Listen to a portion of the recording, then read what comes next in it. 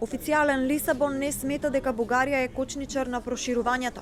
Во првата недела откако Португалија ја презема палката за председавање со Унијата, нивниот амбасадор во ЕУ, Нуно Брито, вели дека тие ќе се однесуваат предпазливо кон проширувањето, а португалското председателство кое раководи со Советот на ЕУ во следните 6 месеци нема да брза и да предлага нови заклучоци по ова прашање.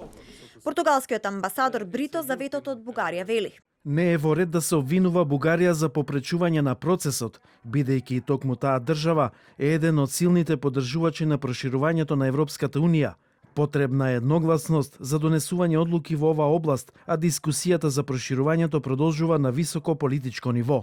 Лисабон, иако официјално станува на европската трака за проширување на Унијата со Западен Балкан, го трга фокусот од спорот Скопје-Софија и македонското стартување на преговорите, а следнава половина година ќе им биде насочена кон подобрување на односите со Африка и изготвување нови миграцијски правила на ЕУ. Португалскиот амбасадор во ЕУ вели дека во следниот период во Брисел ќе се залага за одобрување на новиот европски буџет, економското закрепнување од пандемијата, како и заедничките активности на земјите од ЕУ за контрола на ширење на коронавирусот.